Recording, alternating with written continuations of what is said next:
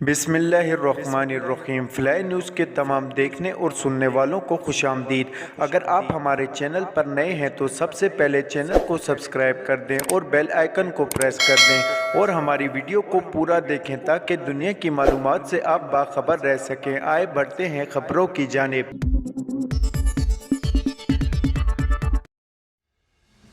Chairman Tehreek Insaf Imran Khan کا کہنا ہے کہ دنیا کے کس ملک میں ہوتا ہے کہ مفرور شخص ملک کی سیکورٹی سے متعلق اہم فیصلے کرے۔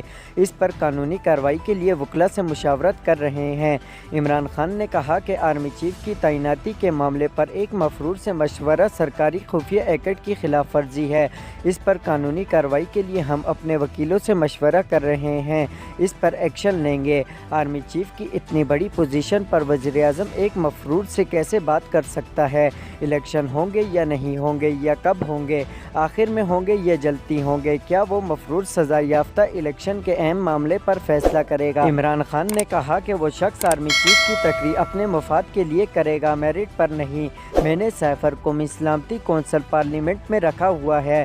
صدر نے سائفر چیف جسٹس پاکستان کو بھجوایا ہوا ہے۔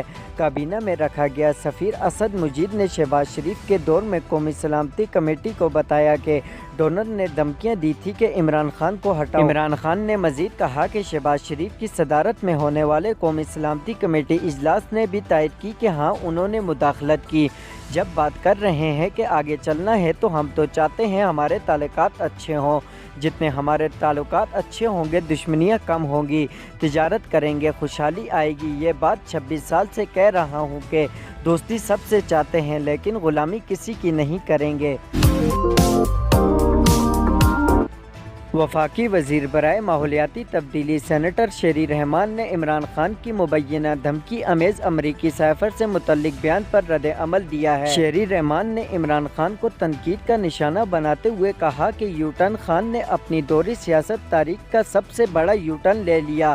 مفروضی بیرونی سازش کا ڈھونگ رچا کر پاکستان کو سفارتی نقصان پہنچا کر اب کہتے ہیں کہ سائفر کا معاملہ پیچھے رہ گیا، اب الزام نہیں لگاؤں گا۔ وفاقی وزیر نے پوچھا کہ عمران خان کے جھوٹے بیانیے سے ملک کو جو سفارتی نقصان ہوا اس کا ذمہ دار کون ہے؟ آڈیو لیک میں ظاہر ہو چکا سائفر کے معاملے پر من گھڑت اور جھوٹا بیانیہ بنایا گیا۔ من گھڑت اور جھوٹا بیانیہ بنا کر اس پر کھیلنے کی بھی منصوبہ بندی کی گئی۔ اب کہہ رہے ہیں یہ ماضی کا معاملہ ہے۔ سینیٹر شیری رحمان کا مزید کہنا تھا کہ جلسے جلوسوں میں ایسے بیانیے پر ملکی اداروں کے خلاف الزام لگائے اور نفرت پھیلائی، یہ بیانیے کی دوڑ میں ملک کے مفاد کو بھی پیچھے چھوڑ دیتے ہیں۔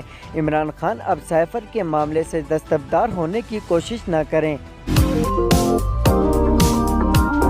ترکیہ نے استنبول میں ہونے والے دھماکے پر امریکی تعزیت کو مسترد کر دیا ہے۔ ایک بیان میں ترک وزیر داخلہ نے کہا کہ ترکیہ امریکی سفارت خانے کی تعزیتی پیغام کو قبول نہیں کرتا اور اسے مسترد کرتا ہے۔ خیال رہے کہ ترکیہ نے گزشتہ روز استنبول کی استقلال اسٹریٹ پر ہونے والے دھماکے کا الزام کرد اکثریت پسند گروپ پر لگایا ہے۔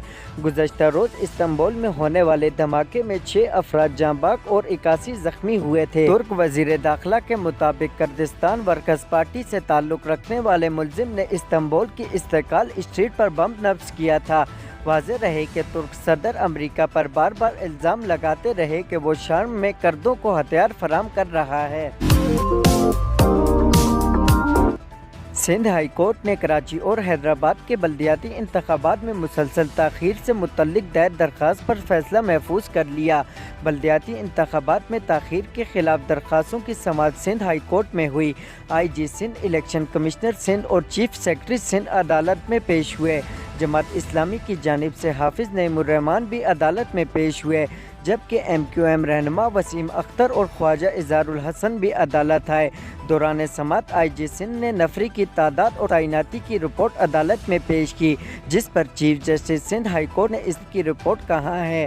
عدالت کے پوچھنے پر رینجر کی رپورٹ بھی جمع کرا دی گئی۔ سندھ ہائی کورٹ میں بلدیاتی انتخابات میں تاخیر کے خلاف درخواست کی سماعت میں پولیس اور رینجر کی نفری سے متعلق جمع رپورٹ کی کاپی فلائی نیوز کو موصول ہو گئی۔ رینجر کی رپورٹ میں کہا گیا کہ بلدیاتی الیکشن کے لیے 4000 اہلکار کی ضرورت ہوتی ہے۔ जब ज़रूरत होगी नफरी फराम कर दी जाएगी। रिपोर्ट के मुताबिक सिंध पुलिस के पास 1,18,858 एहलकार हैं। कराची रेंज में 40,157 पुलिस एहलकार हैं। हैदराबाद रेंज में 19,335 एहलकारों की नफरी है। रिपोर्ट में कहा गया कि हैदराबाद डिवीज़न में 1500 से ज़ायद रेंजर एहलकार तैनात हैं। सिंध रेंजर की जानिब से जमा कराई गई रिपोर्ट में कहा गया कि कराची और हैदराबाद में बल्दियाती इलेक्शन के लिए 4,000 एहलकारों की ज़रूरत होती है। रेंजर की नफरी जब ज़रूरत होगी फराम कर दी जाएगी।